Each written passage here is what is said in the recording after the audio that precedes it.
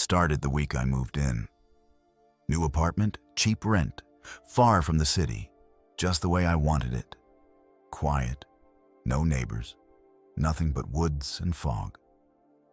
The first night was calm, second night too. But on the third night, I saw him, a boy, standing outside my living room window. No shoes, no expression, just standing there. The glass didn't reflect anything behind him, like the world beyond that window didn't exist. I stepped out onto the porch. He was gone. Just footprints, bare, muddy, pointed toward the window.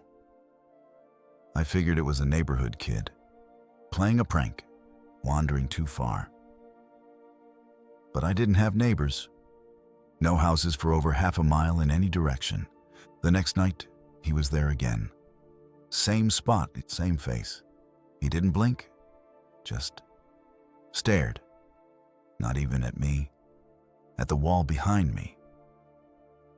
I didn't open the door this time. Instead, I turned off the lights, peeked from behind the curtain.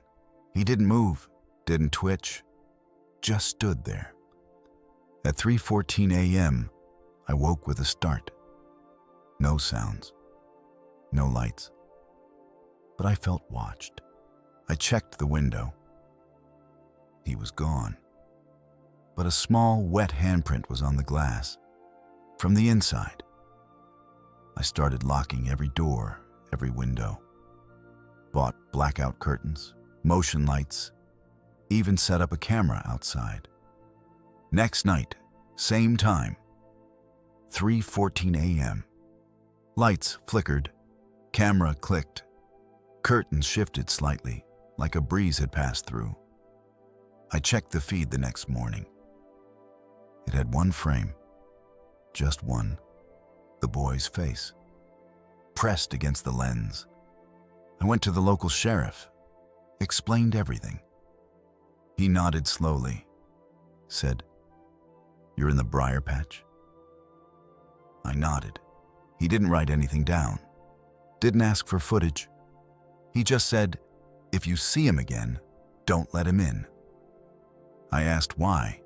He just repeated, "Don't let him in." That night, I didn't sleep. Every hour, I checked the window.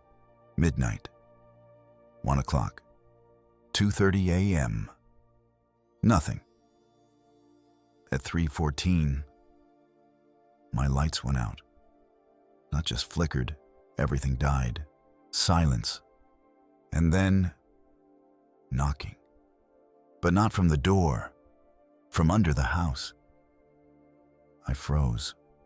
The knocking was slow, deliberate, like someone knocking from under the floorboards. Not pounding, not scratching, just knocking. 3 times. Then silence, then a whisper, right beneath my feet. He's still holding the door.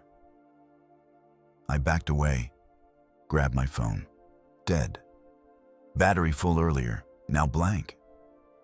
I grabbed a flashlight, walked the perimeter inside the house, everything locked. Curtains shut, lights still off. I tiptoed to the kitchen, only window with a clear view of the yard. The boy was back. Closer than before, now just inches from the glass, mouth open, not moving, just stretched, like he was stuck between scream and silence. I opened the window. I don't know why. Maybe I thought he needed help. His lips moved, no sound. He raised his hand, then pointed down, to the floor, to the crawl space, to underneath. I shut the window, slammed the lock. I don't care how lost he looked. I felt it then. Not just fear, but gravity. Like something beneath the house was listening, pulling. At dawn, he was gone. but a drawing was left in the mud outside. Stick figures, one small, one large. One above the house, one underneath. The one beneath had claws. I called the sheriff again. He didn't answer. So I drove into town. The station was dark. A note on the door read, "Gone to church, stay out of the dirt." What church? The whole town was shuttered, as if everyone had left. I found the library. Old, abandoned. Dust thicker than air. Back room had town records. I searched Briar Patch. Disappearances. Children. Found a file from 1979. Missing Jacob Riley, age 8. Photo. Same boy. Same eyes. Same hollow stare. Written in red ink. Never buried. Not above. Not below. He holds the seal. Do not break it. I left the file open. By the time I turned to leave, the lights had gone out. And there was a wet footprint on the floor behind me. Bare, small, fresh. That night, I didn't turn off the lights. Didn't sleep. Didn't move from the couch. I kept every flashlight and candle within reach. Phone in hand, even though it hadn't turned on since the night before. 3:14 a.m. The house breathed, not literally. But the air moved, inward, like the building inhaled. Then, knocking, again. But now from every side. Floor, walls, ceiling, even from inside the fridge. And then, a voice from under the floorboards. Young, crisp. "He's not strong tonight. You have to open it." I shouted back, "What happens if I do?" Silence. "Then, you'll set us free?" All of us. I grabbed the crowbar from the shed. Found the trap door to the crawl space. It hadn't been opened in decades.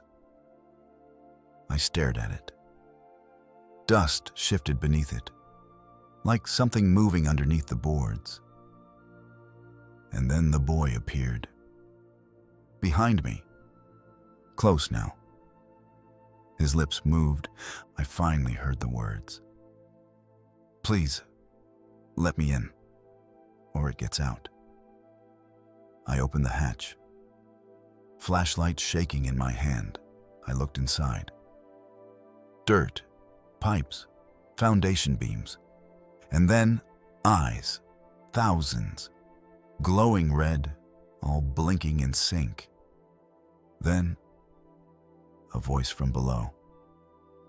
Not the boys, not human. "You're the last house. We're hungry." I slammed the hatch shut. The boards warped beneath it. Whatever was under there pushed against it. Not hard, not like it was trying to escape. Just pressing. Like it wanted me to know it was waiting. I turned. The boy was gone. For the next week, everything was quiet. Lights stayed on. No tapping, no whispers. I thought I'd passed the test. Until last night. 3:14 a.m.